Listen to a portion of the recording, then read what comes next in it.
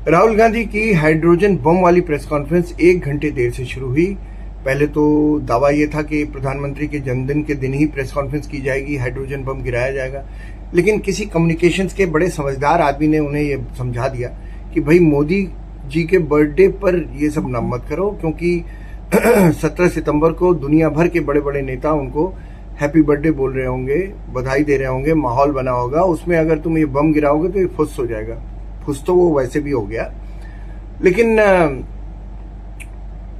लिहाजा किसी ने समझा दिया कि हमारी भद्द पिटेगी, इसलिए उस दिन मत करो। लिहाजा 1 दिन बाद प्रेस कॉन्फ्रेंस करने की बात तय हुई।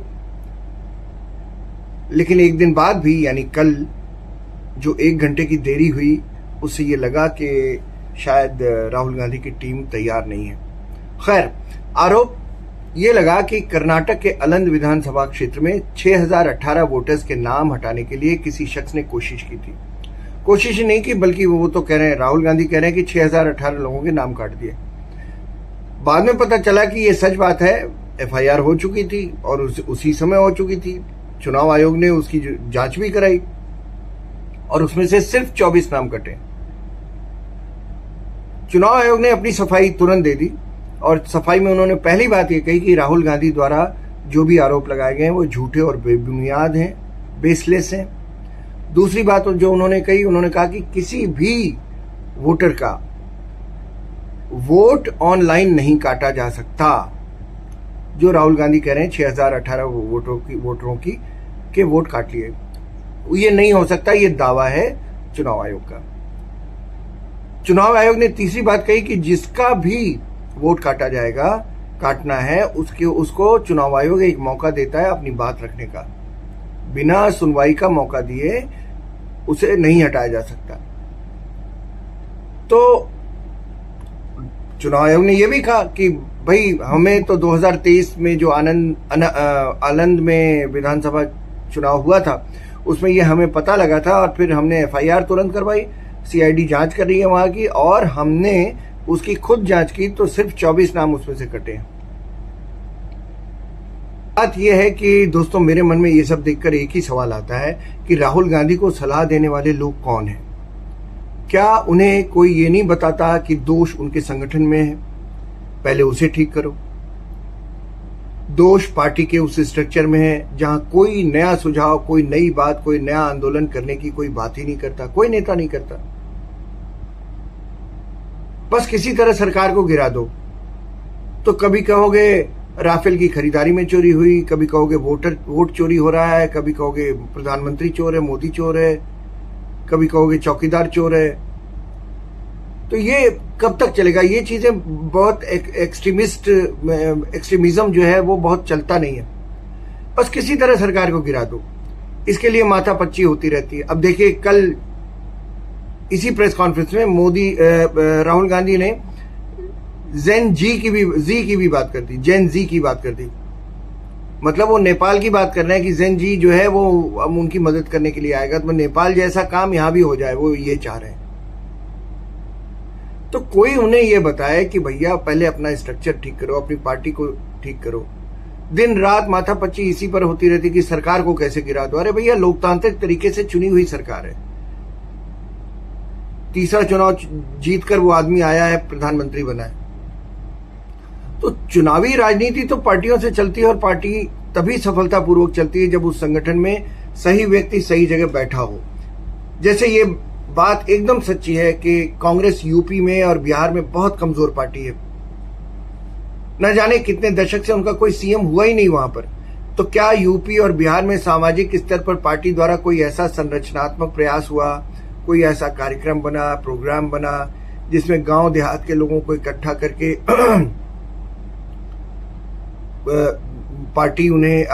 कांग्रेस उन्हें अपनी पार्टी से जोड़ती, या जो लोग जुड़े हुए हैं और लगभग डेड हो गए हैं उनमें जान फूंकने का काम करती? कोई ऐसा काम हुआ?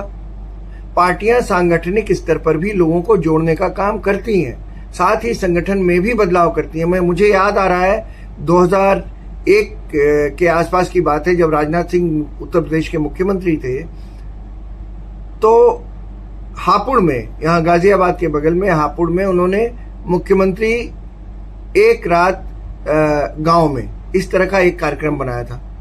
और वो हर महीने 2 बार ऐसा करते थे कि वो किसी गांव में एक रात रुकते थे, तो शाम को ही पहुंच जाते थे। रात को चौपाल लगती थी, बड़ी देर तक लोगों से बातचीत करते थे, सरपंच से बात करते थे, लोगों से, प्रधान से, सबसे बात करते थे, उनकी समस्याएं जानते थे, और उसके बाद दूसरे दिन शाम तक रहते थे।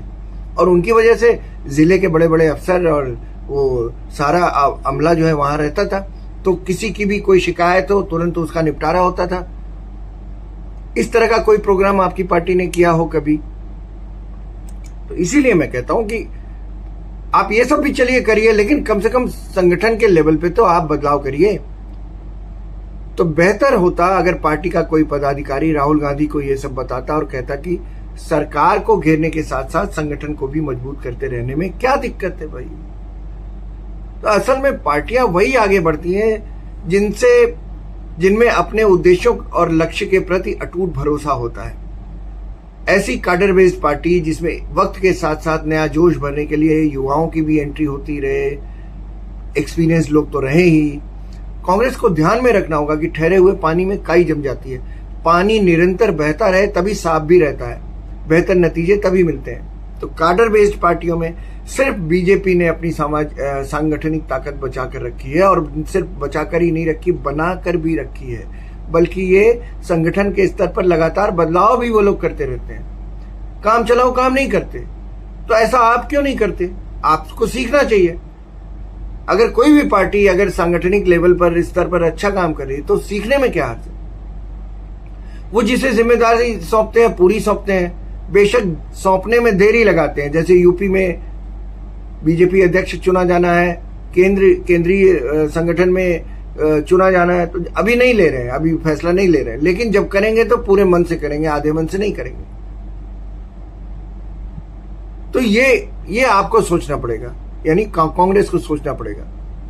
तो देर हो सकती है वहां यूपी का बीजेपी अध्यक्ष चुनने में, या केंद्रीय संगठन में अध्यक्ष चुनने में जेपी नड्डा की जगह कौन लिया जाए, लेकिन अंधेर नहीं होगी। बहुत सोच समझ कर लेंगे फैसला, और उस आदमी पर ऐसा फैसला जब करेंगे तो उस पर पूरा भरोसा होगा पार्टी का, संगठन का। वो अपने कार्यकर्ताओं को की चूड़ी भी कसते रहते हैं। मैंने देखा है कि 2024 का जो चुनाव जीते नरेंद्र मोदी, बीजेपी ने जो जीता, उस दिन शाम को जैसा कि मोदी करते हैं, केंद्रीय कार्यालय जाते हैं, वहां खूब बम बम होती है, नगाड़े की आवाजें आती हैं, खूब खुशियां मनाई जाती हैं। लेकिन बाद में पता चला 12 बजे से लेकर सवेरे 4 बजे तक पार्टी की एक्सक्लूसिव एक बहुत इंपॉर्टेंट बैठक भी हुई। बाद में हमने पूछा कि भाई क्या है, कि किस लिए हुई, तो उन्होंने कहा कि ये हम अगले 6 महीने में आने वाले चुनावों के लिए हम तैयारी कर रहे थे कि किसको जिम्मेदारी सौंपी जाए। तो ये देखिए, ये बड़ी बात है ना। अकेली बीजेपी ऐसी पार्टी है, अकेली, जो 24/7 चुनाव के मूड में रहती है। मूड में नहीं, मूड भी कह सकते हैं आप। मूड में भी रहती है, चुनावी मोड में भी रहती है। तो आप भी करिए, क्या दिक्कत है? नकल अगर अच्छी हो आपकी पार्टी के लिए तो करनी चाहिए। वहां तो तय होता है बीजेपी में कि जिम्मेदारी किसको दी जाए। अच्छा, फलाने ने देखो 24 के इलेक्शन में इसने जीत दिलाई तो इसको करो। 24 के इलेक्शन में यूपी में सीटें कम मिली तो उस पर भी सवेरे 4 बजे तक चर्चा हुई। अब देखिए, कम्युनिस्ट पार्टियां भी काडर बेस्ड पार्टी है, लेकिन उन्होंने पार्टी में कभी बदलाव मंजूर ही नहीं किए। कार्यकर्ताओं में असामाजिक तत्व आने दिए, और आज देखिए क्या हाल है। उनकी पार्टी में जो लोग असामाजिक तत्व थे वो चले गए, शिफ्ट हो गए वो तृणमूल कांग्रेस में। दोनों पार्टियों का वही हाल है। आज कम्युनिस्ट पार्टी डेड पार्टी की तरह हो गई है, कोई पूछने वाला नहीं है, क्योंकि वो ताजी हवा तो उन्होंने खिड़की खोली नहीं रखी है, ताजी हवा आने का रास्ता ही नहीं है, बदलाव होते नहीं है।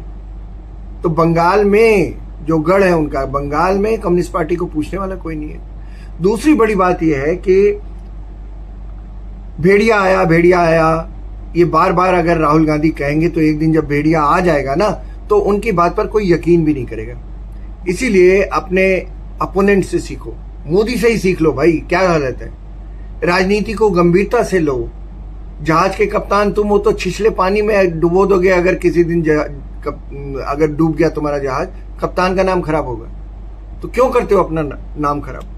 कहने का मतलब यह है कि राहुल गांधी को चाहिए कि पार्टी के लेवल पर जो बदलाव करने हैं उसकी ओर देखें, क्योंकि मैं ये मानता हूं कि कोई भी पार्टी अगर बहुत सालों तक सत्ता में रहे तो वो तानाशाह हो सकती है और किसी भी लोकतंत्र के लिए अच्छा नहीं है। तो इसीलिए विपक्ष का मजबूत होना बहुत जरूरी है, और पूरे विपक्ष में सिर्फ एक और एक पार्टी है, वो है कांग्रेस।